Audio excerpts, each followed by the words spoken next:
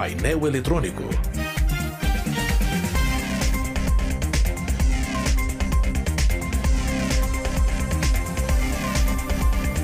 Bom dia, pontualmente 8 horas da manhã. Hoje é quinta-feira, dia 17 de fevereiro de 2022. Está no ar mais uma edição do Painel Eletrônico, o jornal que traz todas as manhãs tudo o que acontece na Câmara dos Deputados, os principais debates e votações dos parlamentares na Câmara Federal sobre a ótica dos próprios deputados.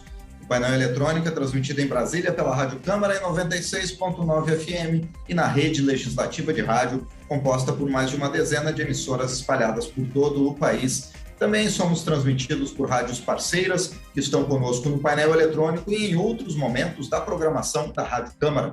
Estamos também no YouTube, no endereço da Câmara dos Deputados, que é câmara.leg.br/YouTube. Você tem imagens desta transmissão ao vivo e pode fazer o seu comentário sobre os temas que estamos debatendo aqui no painel eletrônico. Também estamos no aplicativo Câmara ao Vivo, que você pode baixar no seu smartphone para ouvir a Rádio Câmara onde você estiver, quando você quiser. Nesse aplicativo, além de toda a nossa programação ao vivo, você tem acesso a toda a produção da nossa equipe de reportagem e os nossos programas jornalísticos e culturais. Tudo isso você encontra também na página da Rádio Câmara, dentro do portal da Câmara dos Deputados na internet. Nosso endereço é radio.câmara.leg.br. E por último, estamos ainda nas redes sociais, digitando @Rádio Câmara no Twitter e no Facebook. Você fica por dentro dos temas aqui do painel eletrônico e dos outros programas produzidos pela Rádio Câmara. E para entrar em contato conosco, para mandar a sua sugestão, a sua pergunta, o seu comentário, fazer a sua crítica, tirar a sua dúvida, fazer o seu elogio, mande um e-mail para a gente, radio@câmara.leg.br, ou então uma mensagem para o nosso número de WhatsApp, que é 61 999 78 90 80. Muito bem, eu sou Márcio Aquilissardi e agradeço a você por estar conosco na manhã desta quinta-feira, dia 17 de fevereiro. Agora são 8 horas e 2 minutos.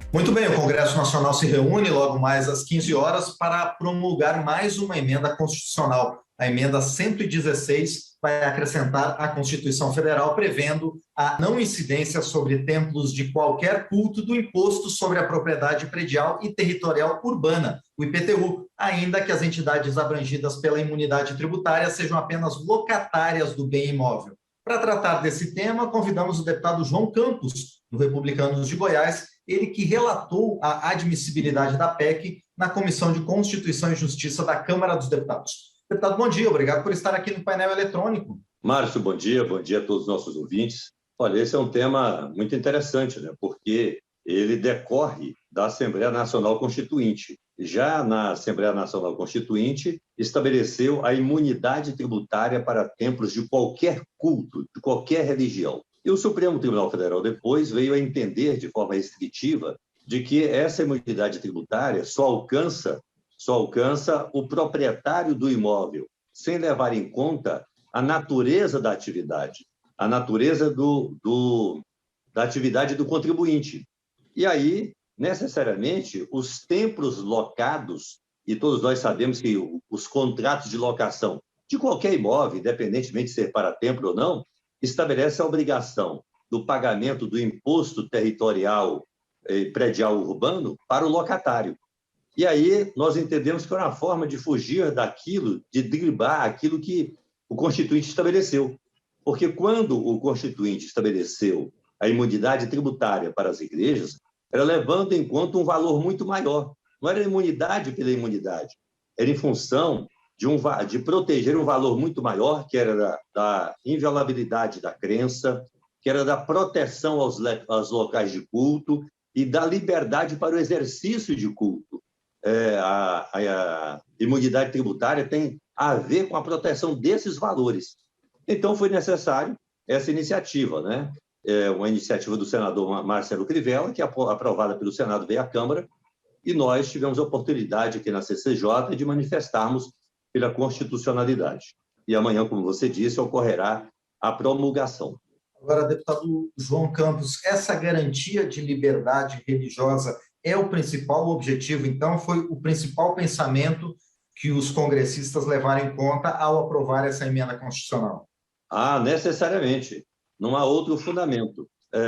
a igreja ou as igrejas têm como atividade principal exatamente o exercício da liberdade religiosa, a assistência religiosa, não só dos templos, mas também, como diz a própria Constituição, nos estabelecimentos de internação coletiva e outros estabelecimentos.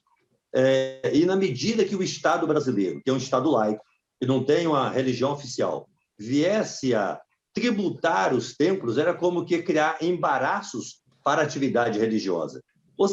Hoje, o Brasil tem templos que são catedrais, esses templos que são catedrais têm milhares de fiéis que ali congregam, que contribuem com as suas ofertas e seus dízimos, mas isso não é a regra. A regra é termos infinidade de templos na periferia, na zona rural, em outros espaços, que são pequenos templos, onde os contribuintes são pessoas também de baixo poder aquisitivo. E aí, se a gente onerar a atividade religiosa, se o poder público onerar a atividade religiosa, significa que o Estado brasileiro estaria, portanto, criando um embaraço para o exercício da religião no nosso país. O que o Constituinte não quis e o legislador derivado também não desejou.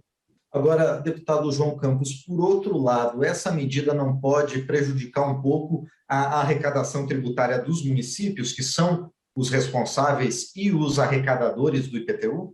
Olha, veja você, essa tese não pode se sustentar, porque senão o legislador constituinte sequer tinha estabelecido a imunidade tributária, que é uma coisa muito mais ampla. Uma coisa é isenção, outra coisa é imunidade. Imunidade é vedar, é proibir o poder público de cobrar imposto. Isso já está vedado, qualquer imposto em relação aos templos. De outro lado, é preciso fazer-se uma equação, né, entre o bem que as igrejas proporcionam à sociedade, não só do ponto de vista espiritual, que é o principal, mas do ponto de vista também de ações e programas que as mais diversas igrejas evangélicas, católicas, espíritas, enfim, realizam na área da educação, na área cultural, na área da assistência social, em complementação ao poder público. Por isso mesmo que o artigo 19 da Constituição, ao estabelecer a separação entre igreja e Estado, dizer que não pode ter uma relação de dependência, aliança com os sacerdotes, enfim, salvo a colaboração de interesse público. Então, quando você faz essa equação do bem que as igrejas realizam para o conjunto da sociedade e uma contribuição de natureza tributária, a gente vai observar que essa contribuição de natureza tributária, se existisse e a gente estabelecesse essa relação, a balança teria, de um lado, o pêndulo seria maior, porque os benefícios que são prestados são muito maiores. Se cobra o imposto das igrejas e a igreja não realiza essas ações, o custo para o Estado seria muito maior, o custo para o poder público. Agora, deputado João Campos, o senhor considera, então, que essa possibilidade de não pagamento dos impostos por imóveis locados pode reverter em mais recursos para essas outras obras que as igrejas de todas as denominações promovem? Sem dúvida, sem dúvida. A sua conclusão é muito feliz. Os recursos das igrejas são limitados, mas na medida que deixa de fazer o recolhimento desse imposto, que é do IPTU, vai ter mais possibilidade de ampliar tanto as ações de evangelização, de assistência religiosa, mas também essas outras ações que a própria Constituição trata como colaboração de interesse público. Não há dúvida quanto a isso. Bom, e qual a sua expectativa, então, deputado João Campos, para essa promulgação amanhã? É o ápice desse movimento que ensejou uma discussão de longos e longos anos na Câmara e no Senado. Olha, há de ser um momento muito positivo, porque é de consolidação desses valores que tem a proteção do Estado brasileiro através da Constituição a que me referi. Eu preciso aqui registrar, embora esse dispositivo constitucional agora introduzido na Constituição não se refere apenas a templos evangélicos, mas templos de qualquer culto, de qualquer natureza, de qualquer religião. Todavia, quem conduziu todo esse debate no Senado e na Câmara foi a Frente Parlamentar Evangélica. Eu queria fazer esse registro aqui. Foi a Frente Parlamentar Evangélica com essa visão. E aí teve momentos que nós, no debate, tivemos que, com naturalidade, em função do contraditório, observar deputado, às vezes por preconceito, por falta de conhecimento, diz, olha, estão querendo beneficiar as igrejas, estão querendo isentar as igrejas, etc. Não, a imunidade tributária, como eu já disse, decorre da laicidade do Estado, mas também da proteção desses valores, que é da inviolabilidade da crença, da proteção aos locais de culto e da proteção ao exercício do culto. Isso é muito caro para uma sociedade livre. De outro lado, finalizo dizendo o seguinte, que a quantidade de templos locados no país é insignificante. Por exemplo, as Assembleias de Deus dificilmente têm templo locado. Os templos são quase todos próprios. O que ocorre também com as igrejas batistas, presbiterianas. A gente vai encontrar um pouco de templos locados nas denominações chamadas neopentecostais. As igrejas católicas, por exemplo, não tem templo locado. Então, esse é um benefício que tem esse alcance, mas do ponto de vista da renúncia tributária, vamos dizer assim, é insignificante. Repito, porque a quantidade de templos locais do país é muito pequena. Muito bem, nós conversamos então com o deputado João Campos, do Republicanos de Goiás, a respeito da emenda constitucional que vai ser promulgada hoje pelo Congresso Nacional, acrescentando à Constituição a não incidência do imposto sobre a propriedade predial e territorial urbana sobre templos de qualquer culto. Deputado, mais uma vez quero agradecer por sua presença aqui no painel eletrônico e quero desejar sucesso ao senhor pelo trabalho realizado junto com os demais parlamentares da Frente Parlamentar Evangélica pela aprovação dessa medida. Muito obrigado, deputado. Muito obrigado pela oportunidade de dialogar contigo e com toda a nossa gente. Todos tenham um bom dia e Deus abençoe a todos. Nós é que agradecemos mais uma vez ao deputado João Campos, do Republicanos de Goiás. Muito bem, 8h12 pelo horário de Brasília. Essa entrevista com o deputado João Campos, do Republicanos de Goiás, foi gravada ontem aqui no painel eletrônico para a gente colocar hoje no programa de hoje. 8h12, a Câmara aprova projeto que estabelece condições para a volta das grávidas ao trabalho presencial durante a pandemia. O repórter Antônio Vital acompanhou a votação e tem mais detalhes. Deputados e deputadas aprovaram um projeto que estabelece condições para a volta ao trabalho presencial de empregadas grávidas durante a pandemia. O projeto altera a lei aprovada em maio do ano passado, que determina que as empregadas gestantes devem ficar em trabalho remoto, sem perda salarial, enquanto durar a pandemia. O projeto, apresentado pelo deputado Tiago Dimas, do Solidariedade de Tocantins, foi aprovado pela Câmara em outubro e depois foi alterado pelo Senado. As mudanças feitas pelos senadores foram rejeitadas pelo plenário, a partir de parecer da relatora, a deputada Paula Belmonte, do Cidadania do Distrito Federal. Uma das mudanças propostas pelo Senado e rejeitada pela Câmara impedia a volta ao trabalho presencial da gestante que optasse por não se vacinar. O projeto aprovado prevê que as gestantes que ainda não tiverem sido vacinadas podem permanecer em trabalho remoto. Ao mesmo tempo, prevê 4 hipóteses para a volta delas ao trabalho presencial, se essa for a decisão do empregador. De acordo com a proposta, as grávidas deverão voltar ao trabalho presencial depois do fim do estado de emergência de saúde pública, depois de estarem vacinadas, se houver interrupção da gestação ou se optarem por não se vacinar. Nesse caso, ela terá que assinar termo de responsabilidade. Isso também vale para aquelas mulheres que desempenham funções que não podem ser feitas de maneira remota. Nesse caso, elas poderão permanecer em casa até serem vacinadas, mas nesse período vão receber o salário maternidade no lugar de salário, até 120 dias depois do parto. A previsão de volta ao trabalho presencial das empregadas grávidas e a inclusão na lei da opção por não se vacinar foram muito criticadas pela oposição. Para a deputada Sâmia Bonfim, do PSOL de São Paulo, a volta das grávidas ao trabalho presencial é um risco. Depois de a gente ter conquistado tanto a vacinação quanto o direito ao teletrabalho, agora querem admitir que as mulheres sejam forçadas, as grávidas, a trabalhar presencialmente sem a vacinação.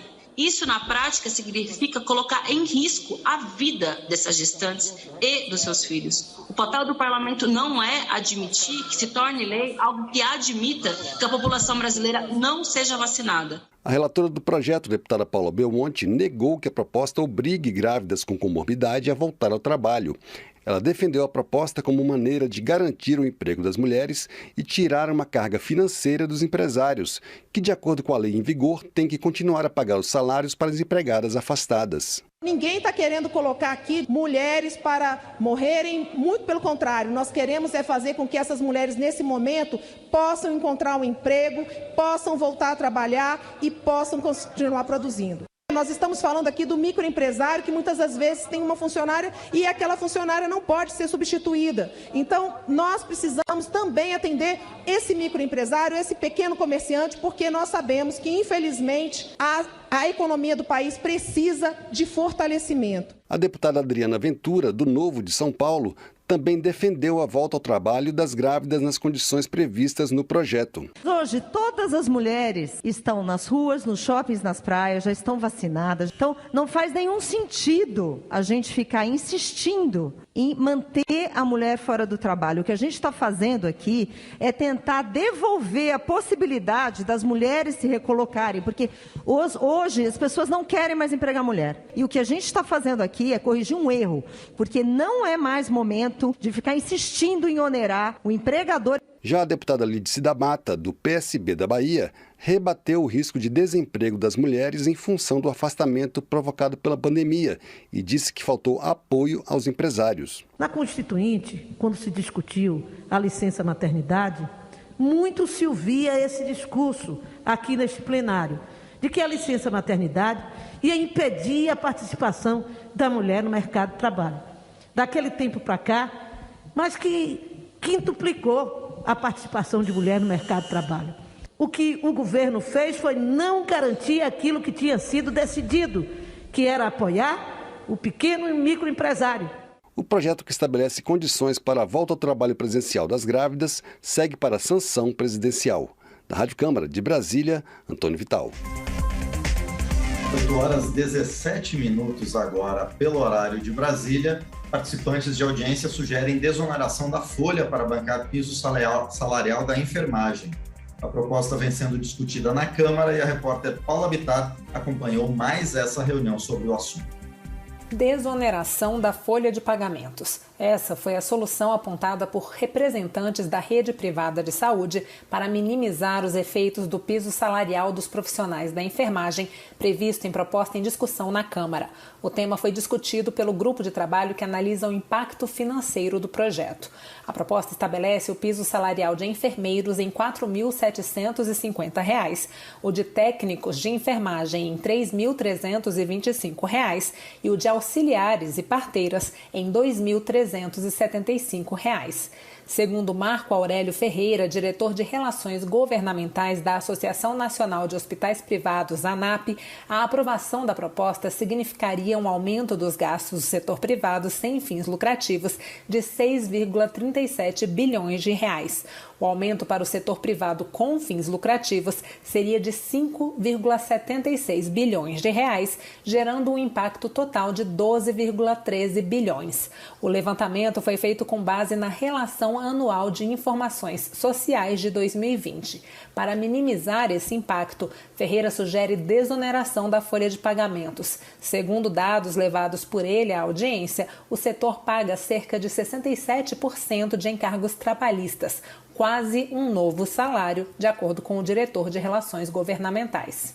Um Brasil que desonerou aí vários setores, ainda onerar o setor de saúde, ainda onerar grandemente a folha do pagamento do setor que auxilia no dia a dia daquilo que é um direito constitucional, nós não podemos onerar em mais de 60% a folha de pagamento daqueles que prestam serviço. Então, muito do salário que a gente poderia estar aí levando aos enfermeiros e pagando mais, é o governo que recolhe isso ou cria dívidas tributárias enormes. Milva Pagano, diretora executiva da Associação Brasileira de Medicina Diagnóstica, também defendeu o que chamou de uma solução sustentável para garantir o piso salarial dos profissionais. Segundo ela, o impacto no setor de exames médicos seria de 955 milhões de reais, sendo 384 milhões em encargos. Ela também afirmou que se não houver uma saída sustentável, o consumidor deverá pagar o preço. Inevitavelmente,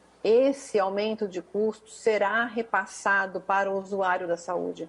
Esse aumento de custo vai impactar no aumento dos exames, no aumento do valor dos exames, vai impactar no aumento do preço do plano de saúde, nós teremos um impacto em toda a cadeia, o que vai acabar restringindo o acesso à saúde pela saúde suplementar e trazendo essa demanda para o SUS, sobrecarregando o SUS mais uma vez. Para Marcos Novaes, superintendente executivo da Associação Brasileira de Planos de Saúde, o impacto pode ser ainda maior do que o que vem sendo previsto, pois os levantamentos não têm levado em conta o fato de que um piso salarial estabelecido deve ter repercussão em toda a carreira. Se hoje um coordenador estiver, ainda que ele esteja dentro desse piso proposto no projeto de lei, ainda que ele esteja recebendo algo superior a 4.750, a partir do momento que nós impomos um piso salarial, nós teremos que rever essa estrutura e esses coordenadores, ainda que estejam dentro do piso, precisarão ser revistos, toda cargos de supervisão e de gerência também. O relator do grupo de trabalho, o deputado Alexandre Padilha, do PT de São Paulo, disse que pretende apresentar seu parecer com o valor do impacto financeiro no próximo dia 22. Muito importante os dados trazidos hoje para a gente poder fazer os cruzamentos necessários para que a gente possa garantir que o nosso relatório dia 22 será entregue, mais uma vez reforçando, cumprindo o objetivo desse grupo de trabalho, que é chegar aos dados, chegar a qualquer a fórmula e o valor do impacto financeiro. Lógico que nós não vamos entrar no debate nesse relatório sobre fontes possíveis, medidas possíveis. O projeto que estabelece o piso salarial dos profissionais da enfermagem vindo do Senado ainda precisa passar por 4 comissões da Câmara, mas a aprovação de um pedido de urgência pode levar a proposta diretamente ao plenário. Da Rádio Câmara, de Brasília, Paula Bittar. 8h22 agora pelo horário de Brasília. A Comissão Especial aprovou o relatório final da deputada Soraya Santos, do PL do Rio de Janeiro, sobre a proposta que cria sistema de permuta entre juízes estaduais. Hoje, o juiz estadual precisa fazer um novo concurso se quiser atuar em outro estado. A proposta de emenda à Constituição é de autoria da deputada Margarete Coelho, do PP do Piauí, e já tinha sido aprovada também pela Comissão de Constituição e Justiça da Câmara dos Deputados. Para falar sobre o tema, então, já está conosco a relatora da PEC na Comissão Especial, a deputada Soraya Santos. Deputada, bom dia, obrigado por estar aqui no painel eletrônico. Bom dia, Márcio, bom dia aos ouvintes do painel eletrônico. É um prazer estar com vocês. Prazer é nosso em receber a senhora mais uma vez aqui, deputada. Bom, em primeiro lugar, a senhora pode explicar para os nossos ouvintes e para quem está assistindo a gente pelo YouTube, qual é o principal objetivo dessa proposta? Bom, ele tem vários objetivos. Primeiro que nós temos um concurso nacional onde o currículo é igual, então as pessoas para fazer concurso público para juiz, magistrado, eles muitas vezes não conseguiam passar no estado, iam fazer em outro, as famílias ficavam divididas, toda a sua estrutura familiar, muitas vezes, seu local de origem. E o concurso federal, ele já permitia essa permuta. Então, a gente colocou algumas regras para que fossem deixados claros e facilitar esse direito de permuta, porque, no final das contas, o que você visa é a prestação à sociedade, prestação jurisdicional. Então, quando a gente fala de permuta, Márcio, nós estamos falando que só haverá a ida de um quando houver a vinda de outro, com algumas condições que a gente colocou e deixou bem claro nesse relatório. Agora, deputada Soraya Santos, essa medida ela leva em conta também questões relativas às realidades locais, ao conhecimento desse magistrado da sua realidade própria também? Ele leva em conta isso, ele leva em conta o fato, por exemplo, de um magistrado não estar respondendo nenhum processo administrativo e ter esse interesse de permuta, isso não é possível no relatório. Outra coisa que ficou bem claro no relatório, Márcio, é que quando você aceita fazer permuta, quer dizer, ele está tendo o benefício de poder acomodar muitas vezes a sua situação familiar, a sua situação de origem, ele também... A gente preservou a questão salarial, mas ele concorda em voltar para o final da fila, para que você não tenha uma burla nessa promoção por antiguidade.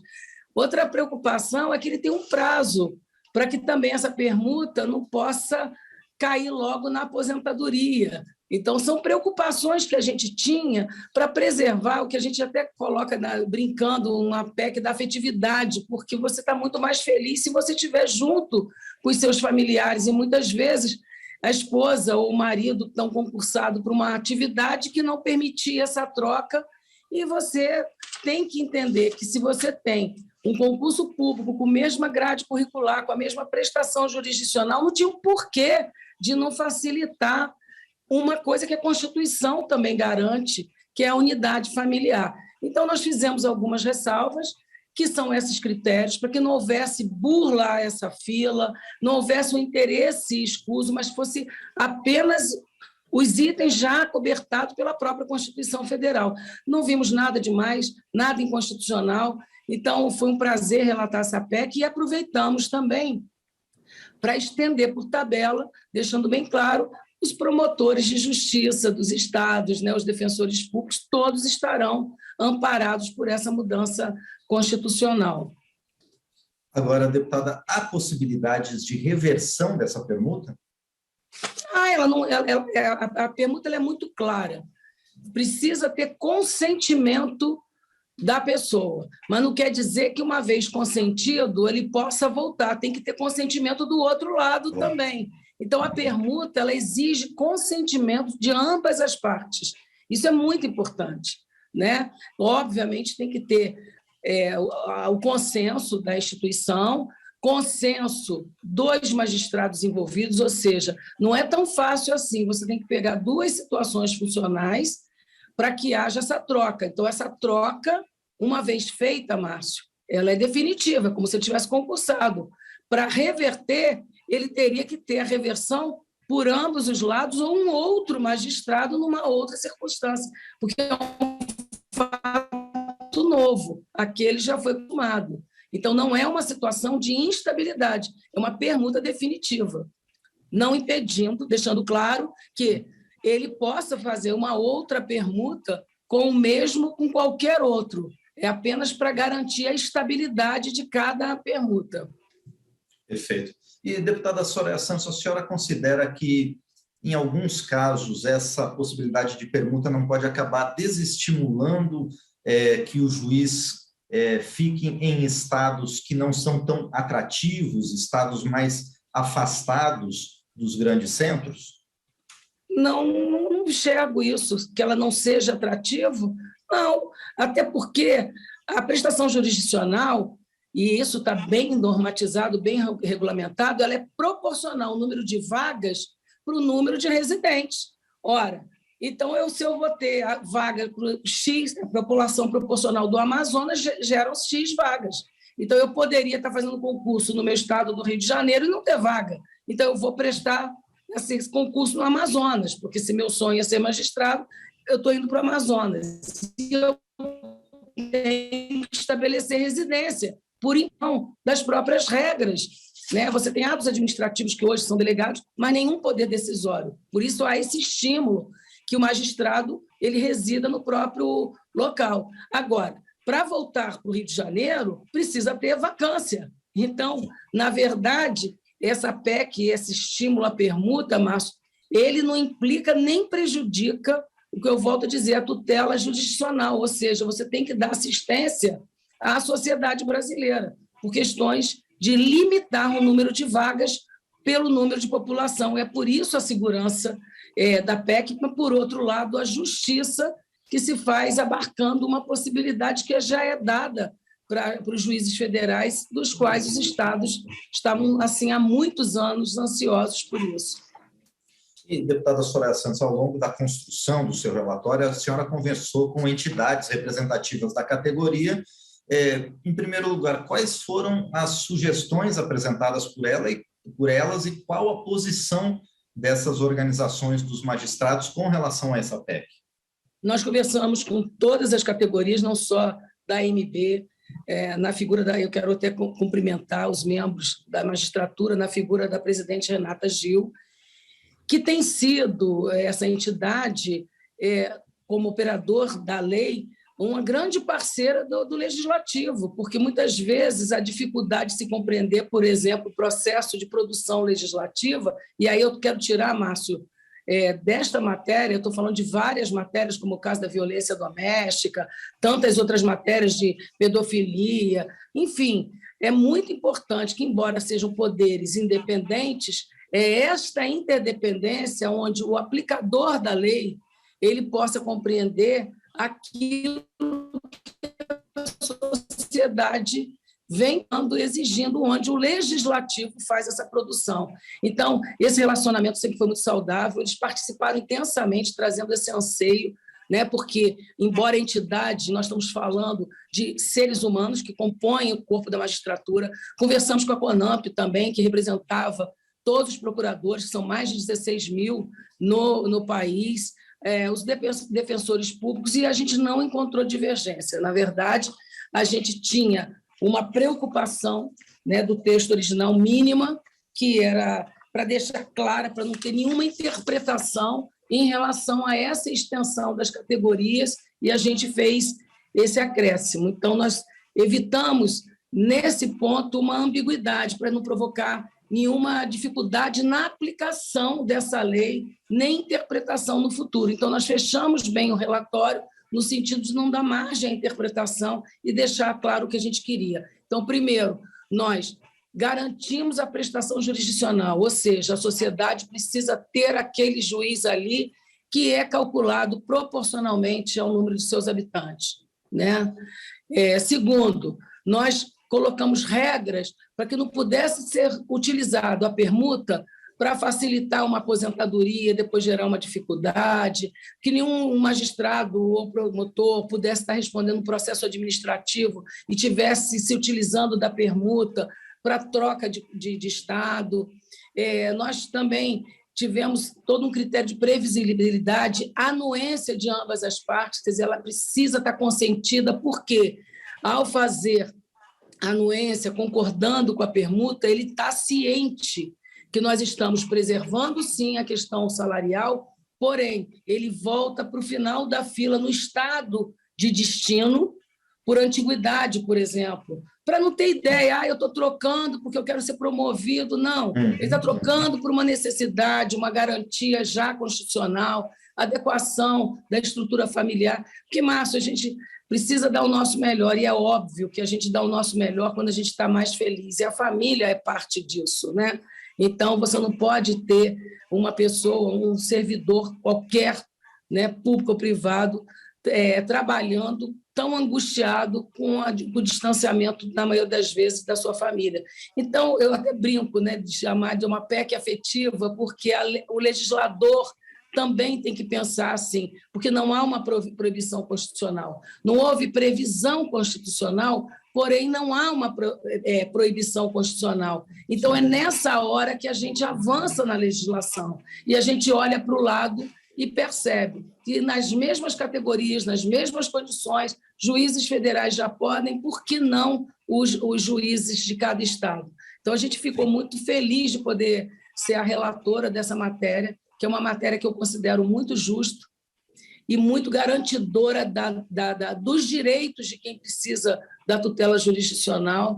E eu não vi uma das pessoas que foram para a audiência pública, não vi nenhum deputado que compôs ou deputada que compuseram a comissão divergir. Foi assim um clima de muita harmonia, porque sabe aquelas horas que você está produzindo uma legislação por uma lacuna legal, mas que você percebe o quanto você está fazendo uma correção, uma justiça. Então, foi um momento assim, de grande entrega, viu, Márcio? Pois é, deputada Soraya Santos, a senhora espera esse clima de consenso também no plenário da Câmara? São necessários, né, 308 votos para aprovar essa PEC. A senhora espera que esse número seja alcançado? Eu tenho uma absoluta convicção, até porque a comissão ela é composta por vários partidos de diferentes correntes ideológicas. Quer dizer, nosso primeiro presidente era do PSDB, que é o deputado Pedro Vilela, o primeiro vice era o deputado Paulão, deputado do PT, todos vibrando, construindo, reconhecendo essa necessidade. Aquele momento que eu volto a dizer, é quando a legislação ela avança no sentido de um texto que a Constituição não escreveu, mas também não proibiu, mas que tira qualquer dúvida, tira qualquer possibilidade, se ele traz para si, na sapata dessa Constituição, nessa base da Constituição, vários artigos constitucionais, como é o caso da família, que também tem previsibilidade constitucional, e aí você, na verdade, dá mais um passo. Eu acho que essa é uma entrega bem significativa para o país. Muito bem, nós conversamos então com a deputada Soraya Santos, do PL do Rio de Janeiro, ela que relatou em comissão especial a proposta de emenda à Constituição que cria um sistema de permuta entre os juízes estaduais, da mesma forma que já existe entre os juízes das varas federais, e também estendendo essa possibilidade de permuta para promotores e defensores públicos. Deputada Soraya Santos, mais uma vez, muito obrigado por estar aqui no painel eletrônico e também desejo parabenizar a senhora pelo relatório e os demais integrantes da comissão especial pelas discussões em torno dessa proposta. Obrigado pela presença, deputada. Obrigada, Márcio. Um bom dia a todos. Muito bem, agradecemos mais uma vez, então, a deputada Soraya Santos, do PL do Rio de Janeiro, pela participação aqui no painel eletrônico, pela Rádio Câmara, pelo YouTube da Câmara dos Deputados, na rede legislativa de rádio e emissoras parceiras em todo o Brasil. 8h36 agora pelo horário de Brasília, a Câmara aprovou o projeto que obriga a polícia a registrar medidas protetivas a favor de mulheres em banco de dados aberto à Justiça e aos assistentes sociais. O repórter Antônio Vital acompanhou a votação e nos informa. A Câmara dos Deputados concluiu a aprovação de projeto que obriga a polícia a registrar em um banco de dados as medidas protetivas de urgência decretadas pela Justiça a favor de mulheres vítimas de violência doméstica e familiar. A determinação vale para as polícias civil e militar. O projeto da deputada Flávia Moraes, do PDT de Goiás, já tinha sido aprovado pelos deputados em abril do ano passado e depois foi analisado pelo Senado, onde foi modificado e por isso voltou para a Câmara. Os senadores acrescentaram que o registro das medidas em banco de dados deveria ser feito imediatamente, o que foi mantido pela relatora, a deputada Grace Elias, do Avante de Minas Gerais. O banco de dados mencionado pelo projeto já existe e é mantido pelo Conselho Nacional de Justiça. De acordo com a proposta, esse banco de dados poderá ser acessado pelo Ministério Público, pela Defensoria Pública e pelos órgãos de segurança pública e da assistência social, como maneira de tornar as medidas protetivas mais efetivas, como explicou a relatora Grace Elias. O banco de dados de medidas protetivas de urgência é essencial para monitorarmos os gargalos e ainda reforçar o combate à violência contra a mulher, por meio da criação de políticas públicas mais assertivas. É impossível falarmos de políticas públicas mais assertivas se nós não tivermos dados confiáveis. Entre as medidas protetivas que devem ser registradas no banco de dados estão a proibição de o agressor se aproximar da vítima, a suspensão do porte de armas do acusado e até o pagamento de pensão. O projeto que obriga o registro em banco de dados das medidas protetivas concedidas a mulheres em situação de violência foi aprovado por unanimidade, de maneira simbólica, e segue agora para a sanção presidencial. Da Rádio Câmara de Brasília, Antônio Vital. 8h38 agora pelo horário de Brasília. O plenário da Câmara fez 1 minuto de silêncio pelas vítimas dos desastres em Petrópolis, no interior do Rio de Janeiro.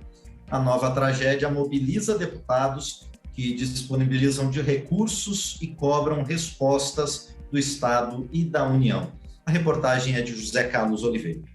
Deputados de vários partidos prestaram solidariedade aos moradores de Petrópolis e anunciaram medidas para ajudar a população a enfrentar os reflexos do temporal de terça-feira na região serrana do Rio de Janeiro.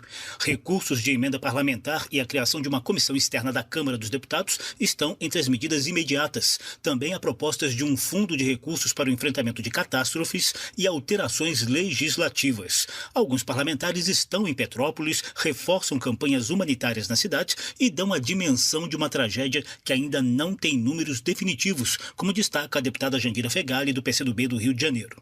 A previsão de todos lá é de que passaremos de 200 mortos. Foram ônibus inteiros soterrados, casas inteiras soterradas e ainda não temos o levantamento completo. Cada notícia que chega é uma dor, é um aperto, é uma emoção O deputado Hugo Leal, que é o relator do orçamento, que é da cidade, já está lá. E a nossa bancada do Rio de Janeiro se reúne para trabalhar todas as medidas necessárias de apoio à cidade. O deputado Jones Moura, do PSD do Rio de Janeiro, anunciou o apoio por meio de recursos das emendas parlamentares ao orçamento da União. Ainda hoje, com o prazo se esgotando, ainda conseguimos indicar R$1 milhão em emenda parlamentar para ajudar na reconstrução, na dignidade do nosso povo lá da cidade de Petrópolis. O deputado Felício Laterça, do PSL do Rio de Janeiro, afirmou que a natureza não perdoa a ocupação irregular, falta de obras de drenagem nem corrupção. Laterça citou outras áreas do estado afetadas por enchentes e informou ações junto ao governo federal. O noroeste fluminense também já foi sacudido pelas fortes chuvas, a cheia dos rios. E, na verdade, a gente viu o quê? A corrupção levando dinheiro onde devia ter sido feitas benfeitorias. A bancada federal do Rio de Janeiro está mobilizada. Eu já falei com o ministro João Roma da Cidadania, o ministro Rogério Marinho do Desenvolvimento Regional. O nosso governador Cláudio Castro está na cidade de Petrópolis, mas é preciso uma união de esforço para que acidentes não aconteçam mais dessa forma. Vice-presidente da Câmara, o deputado Marcelo Ramos, do PL do Amazonas, reforçou a mobilização da casa. Certamente a solidariedade de toda esta casa, e esta casa está preparada para qualquer esforço coletivo que possa contribuir com a cidade de Petrópolis, com o estado do Rio de Janeiro, para superar esse momento de tanta dor. Na terça-feira, Petrópolis registrou em apenas 6 horas 259 milímetros de chuva, volume superior ao esperado para todo esse mês de fevereiro. A região serrana já tinha sido palco da maior tragédia climática do país em 2011, quando cerca de 900 pessoas morreram após enchentes e deslizamentos de encostas, sobretudo em Nova Friburgo, Petrópolis e Teresópolis. Um ano depois, o Congresso Nacional aprovou a Política Nacional de Proteção e Defesa Civil, com foco em prevenção e monitoramento de desastres. O deputado Glauber Braga, do PSOL do Rio de Janeiro, foi um dos relatores do tema na Câmara e reclamou de atrasos na regulamentação da lei. Ele está em Petrópolis e apela para que a casa acompanhe a nova tragédia de perto. É fundamental a solidariedade, o apoio, a pressão para que as famílias recebam acolhimento no momento de tanta dificuldade e tanta dor. Já cobramos na Câmara também uma comissão externa que é exatamente para o acompanhamento e, além disso, para medidas de apoio às famílias que estão passando, repito, por tanta dificuldade. Impactados pelas imagens de Petrópolis, vários deputados citaram outras cidades brasileiras que já sofreram com as enchentes deste ano, sobretudo na Bahia, Minas Gerais, Espírito Santo, Tocantins e Pará. A deputada Alice Portugal, do PCdoB da Bahia, defendeu a aprovação de um fundo para o enfrentamento de catástrofes. As imagens são aterrorizadoras. Uma mãe com uma pá procurando uma criança de 1 ano de idade. A verdade é que as cidades brasileiras passaram a crescer desordenadamente. Nós, da Bahia, perdemos quase 100 de vidas. Nós propusemos a criação de um fundo de catástrofes. É uma necessidade imediata, é necessidade de salvar vidas, de abrigar-se as pessoas e de reconstrução. Portanto, eu proponho que nós façamos uma adequação da lei para a liberação imediata. Nascida no estado do Rio de Janeiro, a deputada Bia Kicis, do PSL do Distrito Federal, falou de ações do governo federal diante de tragédias. Muito triste a gente ver todos os anos essas tragédias acontecendo e dizer que somente uma política como a que a gente tem visto no governo atual, que concede infraestrutura ao povo, que leva água tratada, uma política de segurança também para as residências, é que poderá fazer com que a gente um dia deixe de viver todos os anos essas tragédias. O plenário da Câmara fez 1 minuto de silêncio em homenagem às vítimas das enchentes do país. Por meio do Twitter, o presidente da Casa, Arthur Lira, manifestou solidariedade a Petrópolis e reforçou a intenção de diminuir o impacto dessa tragédia e encontrar meios para facilitar a ajuda aos desabrigados, bem como reconstruir a cidade imperial. Da Rádio Câmara de Brasília, José Carlos Oliveira. 8h44 agora, pelo horário de Brasília. O PT quer um fundo permanente para enfrentar desastres naturais, como as enchentes que têm assolado Minas Gerais e o Rio de Janeiro nas últimas semanas e Bahia mais recentemente. A repórter Noeli Nobre acompanhou o lançamento da proposta, juntamente com representantes de agricultores afetados. A bancada do PT na Câmara dos Deputados apresentou proposta de criação de um fundo permanente para enfrentar desastres naturais. O objetivo é prevenir tragédias decorrentes de enchentes e estiagens e ainda socorrer vítimas desses eventos que se repetem todos os anos no Brasil. O assunto foi tema de uma entrevista coletiva concedida pelo líder do PT na Câmara, deputado Reginaldo Lopes, do PT de Minas Gerais e outros parlamentares, com a participação de representantes de movimentos sociais do campo. Os deputados esperam que a proposta seja levada o mais rapidamente possível ao plenário. A ideia é que sejam estipulados no orçamento os recursos para o enfrentamento de desastres, foi o que explicou Reginaldo Lopes. É um fundo com 0,5% dos recursos discricionários, chega na casa de 7,5 bilhões por ano. Então ele procura dar resposta rápida, atendimento ao nosso povo imediatamente. Hoje nós somos dependentes de medidas provisórias, de créditos extraordinários. Além do atendimento emergencial, o fundo otimizaria a reconstrução de localidades atingidas por enchentes, tornando o processo menos burocrático. O terceiro foco do fundo estaria na prevenção, com a remoção prévia de pessoas das áreas de risco. Por fim, o fundo prevê indenização pelo Estado brasileiro às vítimas que perdem todos os seus bens. Na avaliação do novo líder da minoria, deputado Alencar Santana Braga, do PT de São Paulo, os desastres naturais não são totalmente imprevisíveis e os governos têm, sim, condições de agir para prevenir, reparar e apoiar populações em emergências. Nós temos que pensar, conversei aqui com o Reginaldo, não só a reparação ao bem que se foi, que se perdeu, uma indenização, mas também no sustento naquele período transitório onde a pessoa está sem renda, onde a pessoa perdeu seu comércio, perdeu eventualmente sua produção e vai ter um tempo ainda, uma diferença até ela voltar à normalidade. Os deputados defenderam ainda a aprovação de regime de urgência para o projeto de lei que trata de medidas emergenciais de amparo aos agricultores familiares prejudicados por secas e enchentes. Da Rádio Câmara de Brasília, Noelle Nobre. 8h47, agora pelo horário de Brasília, proposta que retira a propriedade exclusiva da União sobre os terrenos de Marinha está na pauta do plenário da Câmara desta semana. De acordo com o texto, já aprovado na Comissão Especial da Câmara que analisou o assunto, a União deverá transferir o domínio pleno desses terrenos de forma gratuita para estados e municípios, ou também para moradores de baixa renda, como vilas de pescadores, por exemplo. Pela proposta, somente as áreas não ocupadas e as que estiverem sendo usadas pelo Serviço Público Federal ficarão sob competência da União. E quem nos explica agora outros pontos da proposta é o relator da matéria, deputado Alceu Moreira, do MDB do Rio Grande do Sul. Deputado, bom dia, obrigado por estar no painel eletrônico conosco. Bom dia, Márcio Sardi, bom dia aos ouvintes do painel eletrônico. É sempre uma alegria, uma satisfação poder conversar com vocês e ficar à disposição para esclarecer aquilo que possa. Deputado, é um prazer receber o senhor mais uma vez aqui no programa. Eu gostaria de começar perguntando por que não é mais necessário que a União seja a proprietária exclusiva desses terrenos de Marinha. Na verdade, um país como o nosso, historicamente, ele foi ocupado desde da sua colonização pelos rios e pelas margens do mar, pelo oceano. Então, o grande conglomerado urbano que nós temos hoje, eles estão, na verdade, em áreas ribeirinhas ou no mar. Ora, o que está acontecendo? Ao longo desses anos, foi estabelecido ainda desde 1859 que a área de marinha era aquela que tivesse 33 metros da maré média. Se vai buscar as argumentações históricas disso, elas são as mais diversas. Uma delas, por exemplo, diz que é onde poderia se atingir com uma bala de canhão, tá? Então essa era a medida.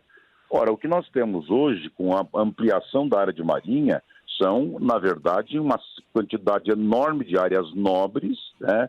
Por exemplo, para que a população tenha noção do que se trata. O solo onde está o Copacabana Palace, no Rio de Janeiro, é área de marinha, tá? Então, ele não tem domínio pleno da área, ele não pode fazer fracionamento, se for vender não tem documento definitivo e, além disso, sofre bitributação, porque como o município cobra IPTU pela benfeitoria pública feita para servir a quem ocupa o solo, tá? E a União cobra ou fora ou laudêmio, nós acabamos tendo bitributação. Lugares como a Florianópolis, por exemplo, ela é uma cidade que se atrofia no seu desenvolvimento porque não pode ter investimento em virtude dessa falta de titularidade das áreas. Então nós temos verdadeiros cortiços às beiras do mar, em todos os lugares, em áreas nobres, onde o plano diretor da cidade podia contemplar com obras magníficas para a sociedade, e ela acaba não tendo acesso a isto porque as áreas não podem ser tituladas em virtude de ser área de marinha. Então, acabar com a área de marinha, deixando claro que onde o governo federal ocupa para a sua utilização as mais diversas, ele continuará ocupando. Onde o Estado ocupa, ele continuará ocupando. Onde o município ocupa, ele continuará ocupando. Mas onde ele não ocupa, nós certamente queremos o fim da área de marinha para que o proprietário possa comprar a área onde ele ocupa pelos preços de mercados, com financiamento adequado. O governo federal vai arrecadar o que ele tem direito, que são bilhões de reais por esses imóveis ocupados, onde tem áreas de pescadores, filhos de pescadores, enfim, com uma renda média que esteja no limite da área das políticas sociais. Esses títulos serão colocados à disposição com documentação, escritura pública e registro a quem é seu dono. E todos os outros, então, terão que pagar por isso. Qual é algumas trancas que colocamos na PEC? Que a cidade que quiser fazer ampliação do seu plano diretor terá que prever 10 anos antes. E por que fizemos isso? Porque senão, assim que aprovasse a PEC, todo mundo ia ampliar o ano para o plano diretor para dizer que mais 10 quilômetros, mais 20 quilômetros que não tem ocupação urbana seriam área urbana de maneira oportunista para valorização imobiliária. Nós não vamos permitir isto, porque o planejamento urbano nos planos diretores, ele tem que ter uma previsibilidade, não pode ser um gesto oportunista. Eu acho que a relatoria que foi feita por nós e aprovada na comissão especial é certamente muito equilibrada e dá para o Brasil um instrumento magnífico, tanto para a União, que não tem como controlar esse patrimônio pelo patrimônio geral da União, que acaba cobrando mal, cuidando mal, cobrando injusto, como para os municípios, que é quem presta todo o serviço e, portanto, é dele a titularidade para cobrar a ocupação de solo. Agora, deputado Alceu Morello, o senhor considera que os municípios eles terão condições de separar quem tem condições de fazer essa compra desses imóveis pertencentes hoje a esse limite dos terrenos da Marinha, dessas vilas de pescadores ou comunidades que utilizam essa área para sua subsistência? Há condições de separar essas duas condições dos atuais ocupantes desses terrenos de Marinha? Nós já temos legislação atual para a utilização de outras políticas sociais que estabelece quem são as famílias e qual é o teto de ganho que ela tem que ter para estar incluída na leitura dos programas sociais. Então não há muita dificuldade. Se for o caso de fazer uma regulamentação específica, ela não pode estar na PEC, mas pode-se fazer uma regulamentação específica dizendo quem serão os beneficiados. O que não pode acontecer é que agora, em virtude da PEC, alguém se mude para qualquer lugar da beira do mar para poder ocupar irregularmente. Isso não existirá. A pessoa terá que provar a ocupação no lapso temporal maior para mostrar que não foi por oportunismo que fez isso, e será mais ou menos como é o caso da regularização fundiária. Não se faz uma legislação como essa para beneficiar grileiro ou oportunista. Está querendo, na verdade, se beneficiar famílias de pescadores que foram, na verdade, quem, ao longo dos anos, ocuparam ali, a grande parte deles deram origem às cidades que tem hoje, tá? E por não ter condição de pagar, em virtude da renda que tem na sua profissão, merece receber imediatamente o título público e a escritura pública para ter esse patrimônio como herança para a sua família. É justo isso. Para todos os outros, O destino é o pagamento com o prazo já estabelecido na relatoria, para que as pessoas possam comprar, a União arrecada e, a partir de então, o domínio dessas áreas, com todas as benfeitorias que foram feitas pela municipalidade, será uma área tal como qualquer outra, liberando para investimento e obras importantíssimas que estarão ao longo dos rios e do mar, que o Brasil precisa que seja feito, serão feitos a partir de então.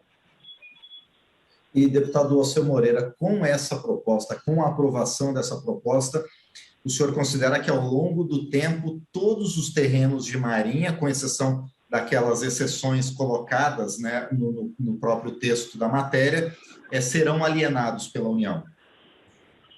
Todos aqueles que não forem alienados, que por acaso o proprietário ocupante que tem condição de comprar não comprar, ela ficará sujeito à tributação atribuída ao governo federal, será sujeita à bitributação. A PEC autoriza, ela não obriga. Se o cidadão não quiser, ele não fará, vai ficar com o terreno. Em compensação, ele terá que arcar com a bitributação sem direito a reclamar em lugar nenhum. Não, porque a oportunidade foi dada pela titularidade, não quis. Né? Todo mundo sabe perfeitamente que em alguns lugares o tributo é elevadíssimo, porque uma área nobre, o município cobra o IPTU porque tem direito de cobrar, e a União também cobra o foro laudêmio, porque é da legislação. Duvido muito que alguém queira continuar pagando essa bitributação, até porque certamente a Caixa Econômica Federal fará um projeto de financiamento de médio e longo prazo com juros compatíveis para aqueles que querem a titularidade definitiva das suas áreas poder tê-la. E o próprio município vai, com certeza, forçar muito essa possibilidade, porque ele vai fazer grandes investimentos em áreas nobres, vai ter uma valorização imobiliária muito forte e a pessoa, com certeza, quer dispor da escritura pública e do registro para poder fazer a execução dessas melhorias. E, deputado Alceu Moreira, essa proposta também pode ajudar a resolver hoje um problema que a gente enfrenta no Brasil, que é a ocupação desordenada, por exemplo, de margens de rios urbanos?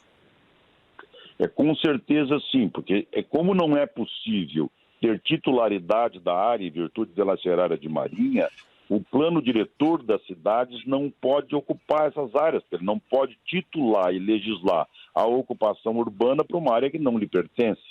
Com o advento da aprovação da PEC, todas essas áreas serão área urbana e terão ordenamento de ocupação de solo nos planos diretores de acordo com as cidades que eles pertencem. Mas é preciso deixar claro, vamos pegar o caso do Rio de Janeiro lá, onde tinha embarque e desembarque de escravos, né? Continua um casario completamente obsoleto, caindo dos pedaços em todos os lugares, uma área muito nobre, e o município tem extrema dificuldade para poder fazer investimento. Ora, na medida que nós fizermos essa PEC, nós vamos ter condição de fazer esse processo. Vai pegar lá o Santos, São Paulo, bairros nobres, com residências lindíssimas, com grande valorização de solo em área de marinha. E agora o cidadão vai ter condição de comprar sua área e pagar. Então, sempre terá exceção na regra, mas a regra é que a União fará uma arrecadação bastante forte nesse processo e teremos segurança jurídica, dando a propriedade a quem de verdade é seu dono. Nós conversamos, então, com o deputado Alceu Moreira, do MDB do Rio Grande do Sul, ele que é relator da proposta de emenda à Constituição que retira a propriedade exclusiva da União sobre os chamados terrenos de marinha. Deputado, mais uma vez, obrigado por participar aqui do painel eletrônico e parabéns pelo trabalho feito ao lado de outros parlamentares na relatoria dessa proposta. Muito obrigado. Por uma questão de justiça, queria citar o nosso deputado Lelo Coimbra, que é autor da matéria, e principalmente o senador Espiridião Amin, que é certamente a pessoa que mais lutou para que nós chegássemos ao ponto que chegamos. E ao presidente da Casa, que teve a compreensão de colocar em votação. Forte abraço. Mais uma vez, agradecemos então ao deputado Alceu Moreira, do MDB do Rio Grande do Sul. E com a entrevista com o parlamentar, nós encerramos o programa de hoje, que teve produção de Carmen Fortes e Marcos Brito, trabalhos técnicos de Bibiano Nunes, edição de Ana Raquel Macedo, Marcelo Larcher e Márcio Aquilissardi. O diretor executivo da Secretaria de Comunicação e Mídias Digitais é Luiz Otávio Teixeira, o secretário de Comunicação, o deputado Acácio Favacho, e o secretário de Mídias Digitais, o deputado Alex Santana. Eu sou Márcio Aquilissardi, agradeço a você por estar conosco no painel eletrônico hoje, quinta-feira, dia 17 de fevereiro. Desejo a você um bom dia e a gente se encontra amanhã, novamente, a partir das 8 horas da manhã, no painel eletrônico. Até lá. Você acabou de ouvir Painel Eletrônico.